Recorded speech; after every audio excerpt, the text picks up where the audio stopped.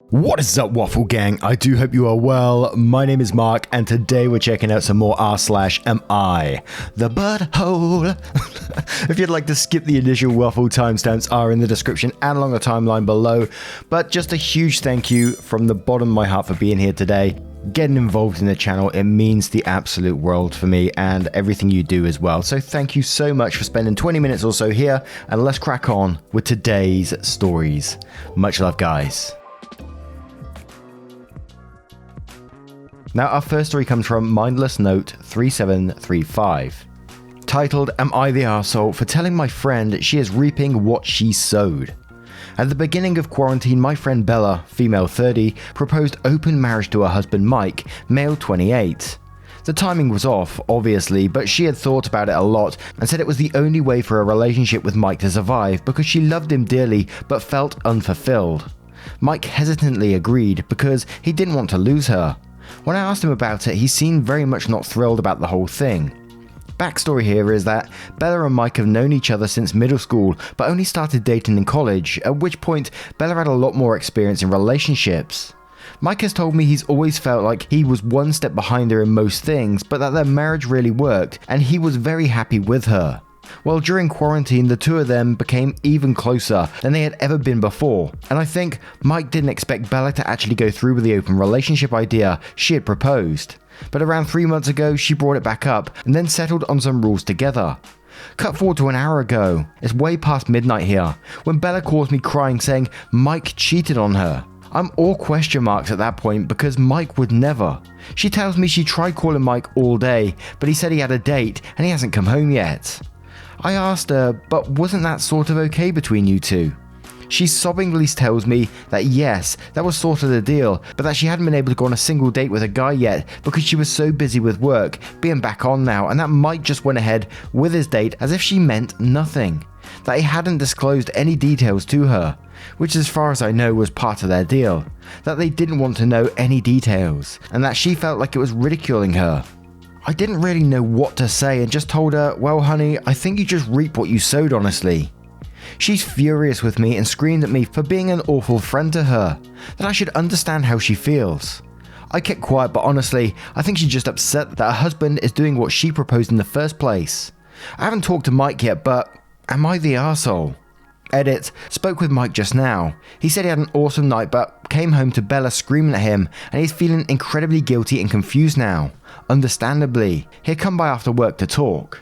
So to me in this situation, it just sounded like she just wanted it all one way. She's not expecting Mike to actually go on any dates, but she wanted to go out on these relationships, have a bit of fun, was it, on the side? I'm not kind of sure how these relationships work. I know a lot of people do it, and some people are really happy doing it, and that's absolutely fine, but I personally wouldn't be able to do something like that myself, I don't think. And I'm not criticizing it at all, but it just sort of felt like in this particular story, this situation, Bella was quite happy to put this forward and, you know, make these arrangements, but soon as Mike went ahead and done it, she wasn't happy with it. So I got to say, you're not the arsehole because you're telling her exactly what's happened. She wanted this and she got it, and now she doesn't like it. So absolutely not the arsehole from me. But let's check out some of the comments to see what they say. And we'll start off with Windy Afternoon, who says, yeah, not the arsehole. People always seem to be down for open relationships until they remember their partner can have an open relationship too.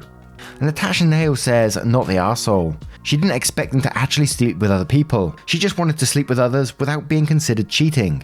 She's really ridiculous, and I'm on Mike's side for this one.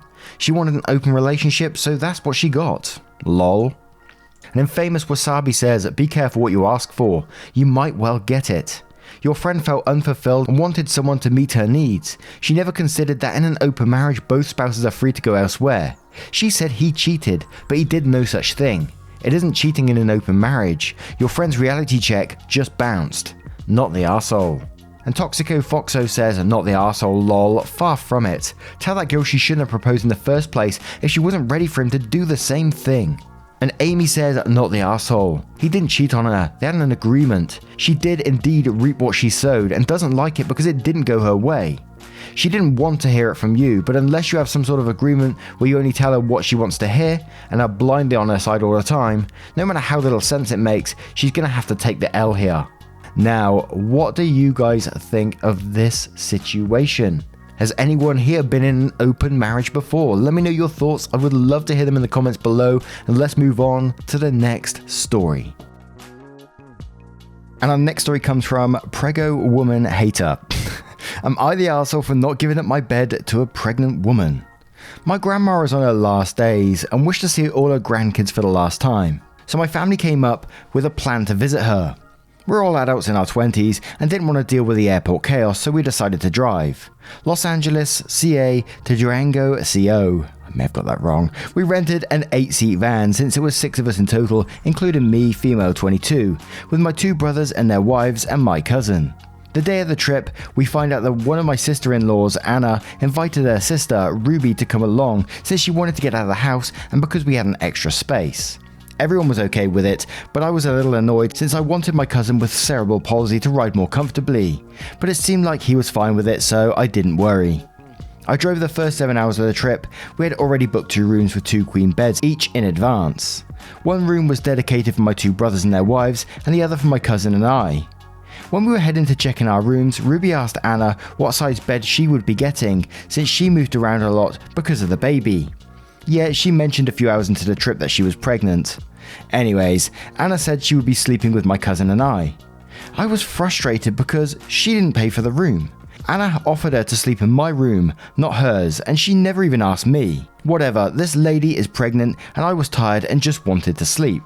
We get into the room and Ruby immediately asked me where I was sleeping. I stayed quiet, but then I laughed because I thought she was joking. I explained to her that we were sharing the bed since my cousin with cerebral palsy needs his own bed. She said Anna told her she would be getting this bed and she needs to have her own because she's pregnant. I told her no, we're sharing this bed. She quickly became upset and called her sister to come talk to me. Anna of course sided with her sister. I was furious at this point. I drove 7 hours and I just wanted to sleep. I told her she could sleep with me in the bed I paid for. Eventually everyone from the other room comes over and there's an entire argument among us with everyone taking sides. I was told I was being selfish because Ruby is pregnant. I'm sorry, but I offered her to sleep with me, not to kick me out of my own bed. I will fight everyone before I sleep on a floor or a hotel room I paid for. Eventually I just lay down on one side of the bed and did not move. They tried to wake me up so I could move, but I wouldn't budge. I just laid there until they left the room. Eventually, Ruby laid down on the other side of the bed, and we all woke the next day. There's tension among us, even though we're all back in CA now. Anna, her husband, one of my brothers, and Ruby think I'm a selfish person for not giving up my bed to a pregnant woman.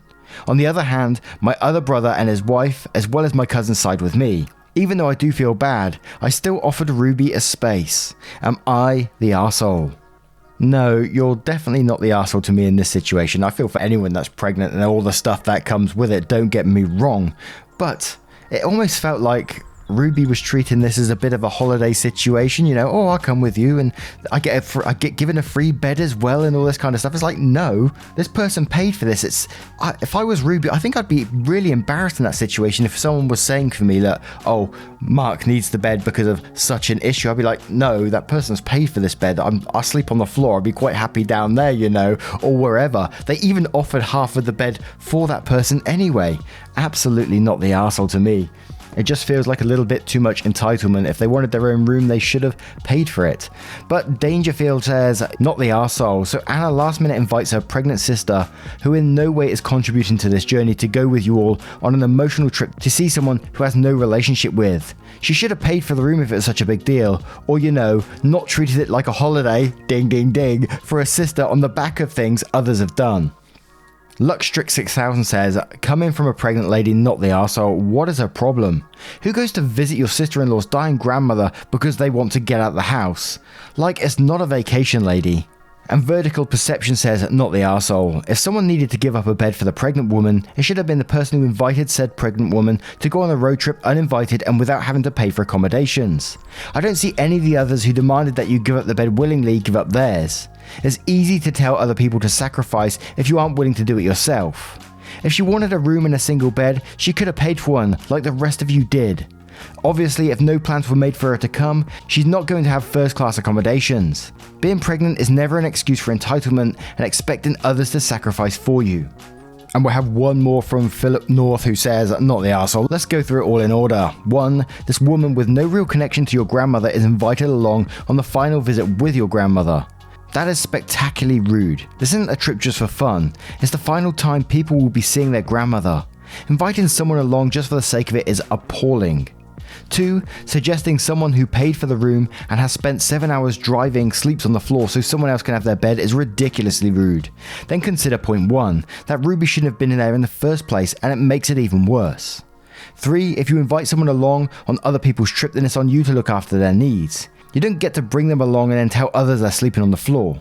4. If you're not willing to give up your bed for a pregnant woman, then you absolutely do not get to criticize anyone else for sharing that view. If Anna or her husband felt so strongly about a pregnant woman having a bed, either or both of them could have offered theirs. 5. You made a generous and more than fair offer to share the bed. If that wasn't enough, Ruby's lucky you didn't make her sleep on the floor outside your room. Now, how would you feel if you was approached with this situation? How would you act in that situation? Let me know your thoughts in the comments below and we'll move on to the next story. And our next story comes from Tesman007. Am I the arsehole for not including our friend in our planned event when they arrived very late? I invited a good friend from work I've known a few years to float the river with my family. We live close to a river and we only need to walk about half a block from the get out spot to our house. I asked my friend if he wanted to bring his fiancée and kids, 8-year-old and a 20-month-old, over to float the river with us 3 or 4 days before the Saturday we planned it. He texted we were on for Saturday, Thursday morning. I made sure we had enough sunblocks, tube and drinks for all so they could just show up and we could immediately leave. I mentioned that fact multiple times via speech and text. They live 20 to 25 minutes away and I confirmed with him the evening before we wanted to leave at 9ish. Now my definition of 9ish means 8:45 to 9:15. Maybe until 9:30, since it was just a lazy river float. I texted them at 8:16 and mentioned they should bring their water shoes. They aren't strictly necessary, but some people prefer them. I'm told at 8:21 that they have realised they don't have enough water shoes and need to stop at Walmart real quick, should be leaving in 10 minutes. Over an hour later, our family is ready, bathing suit, sunscreen, tubes blown up / in the SUV. Water hats, sunglasses, we're all just sitting around twiddling our thumbs while waiting. I finally text him asking him where he is at 9:42. No response. At 9:50, I'm tired of us all waiting for them with no end in sight and no communication. I text him basically, we're going, let's try again in a few weeks. I understand that's kind of a dick move, but I'm tired of waiting for them, as is the rest of my family and visiting niece. As we're driving out, he comes driving in, so stops and rolls down the windows to talk. My pulse is already racing and it's immediately clear that he's already frustrated. When I asked what happened, their response was literally, we have a baby. Okay, but like, you've had that baby between 18 to 24 months now. I assume you know what it takes to get him out the door and to a destination by a certain time. I asked if they're ready to go. It sounded like he said yes, so I said, okay, let's go, and started to drive to the get-in spot, with him following. I'm not looking forward to floating next to someone I'm in an apparent fight with for 1 to 2 hours, but they did finally make it, so I figure we'll go ahead and roll with it. He then proceeds to ask me twice if I'd like to cancel. Honestly, yes, I do want to cancel, as I don't see how anyone is likely to have a good experience with a start like this, so I respond, let's do it another time.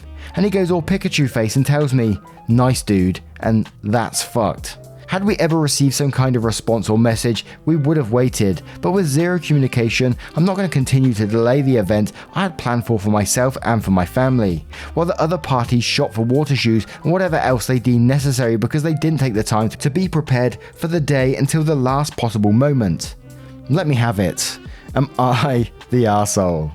And we're going to start right away with Lost Relics on this one, saying you gave him less than 50 minutes notice to bring shoes, which he said he didn't have enough of, and you got mad at him for going to get it. Maybe you should have said straight out, don't worry about the shoes, or I understand and will wait. Expecting him to text and drive with his family is kind of an arsehole move, man, and not wanting to forgive him and hold the anger is a double arsehole move. And Snark Provider says you're the arsehole. 9ish is not 8:45. 9ish means 9 or later. It means you're flexible. You text them 30 minutes before the time you invented in your head that they should be there with additional items to bring, knowing that they live 20 to 25 minutes away. They then informed you that they had to stop at the store to get those items. Maybe going to the river is as easy as walking half a block for you, but it's more complicated for them. Having had a baby at 18 to 24 months doesn't just allow them to tumble out of the house and be ready for any water activity. And silly Sarah says you're the arsehole. You knew they were on their way, and you saw them as you were heading out, but still told them to turn around and go home. Even after they went out and bought more water shoes when you text them at the last minute and suggested they bring them.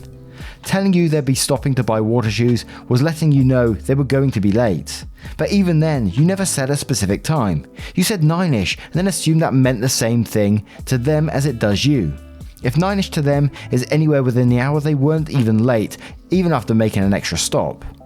Edit, you could have also texted and asked for an ETA or told them to meet you at the river spot so your kids could play by the water while you waited.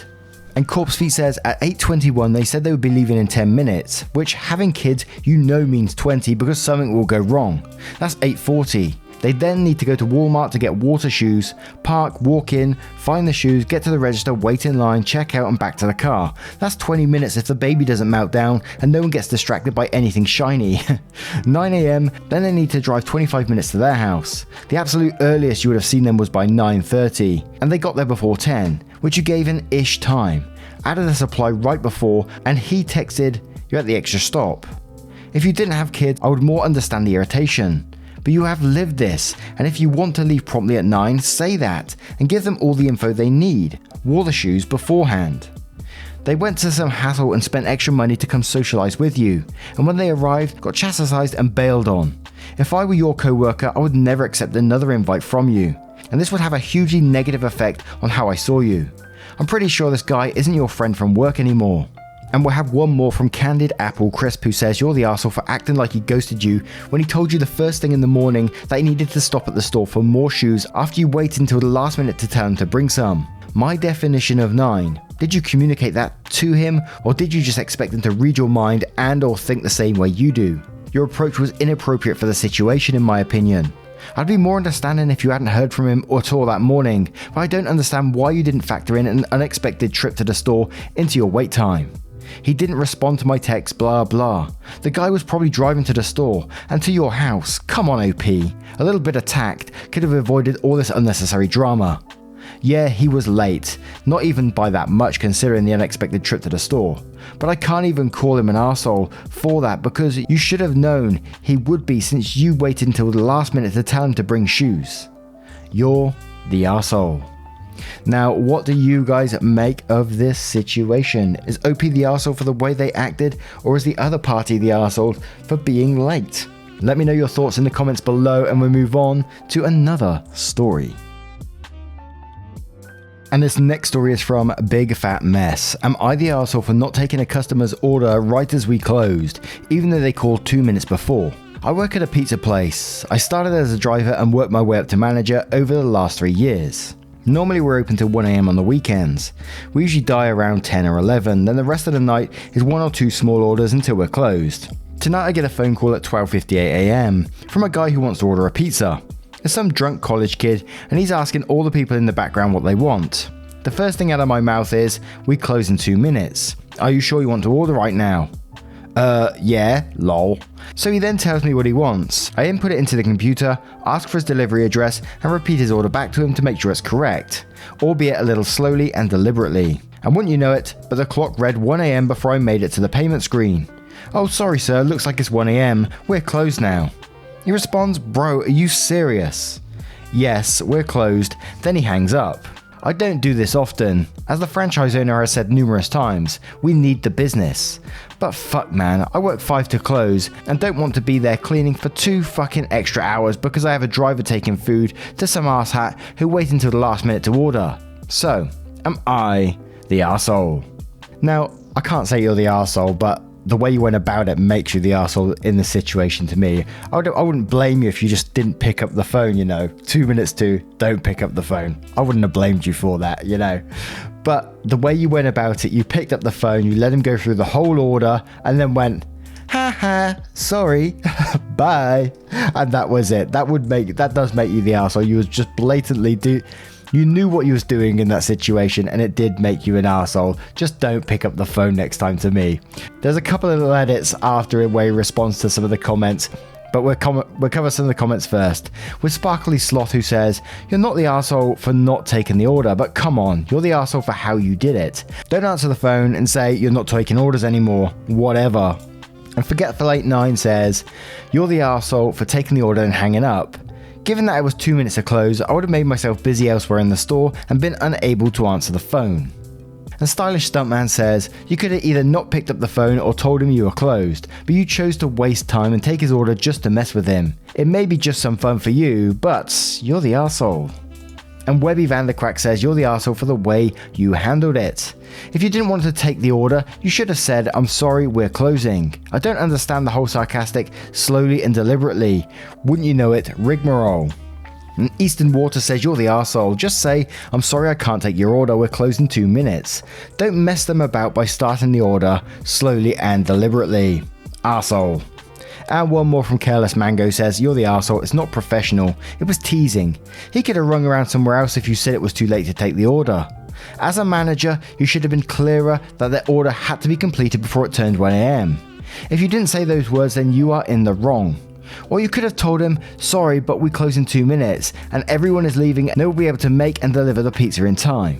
That's perfectly acceptable and it's the right thing for employees. Or your website, flyers should state a cutoff point and say 12:40 for last orders." And the edit said, "Thanks for your comments so far, everyone. I'm going back to work tonight with a renewed sense of responsibility." Edit 2, "Hello all, here I am closing as I write this, and we got a call 2 minutes before we closed again. This time I took it and the driver is on the road right now, so I'm going to consider this an experiment in karma and call it a day. Thanks again for all your comments." Now, what do you guys make of this story? That would have wound me up if I was on the other end of that phone and couldn't get my pizza. Let me know your thoughts in the comments below and your thoughts on all of today's stories. I would love to hear them as always. A huge thank you from the bottom of my heart for being here today and getting involved with the channel. You know how much it means to me. And don't forget to let me know what you're up to today. As always, it's another favourite thing of mine.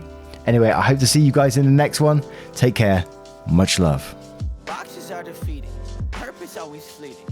I pose questions to the ceiling like an answer gonna come. Truth is too revealing, life is easier concealing.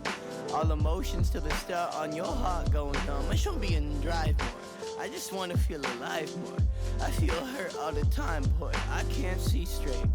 I've been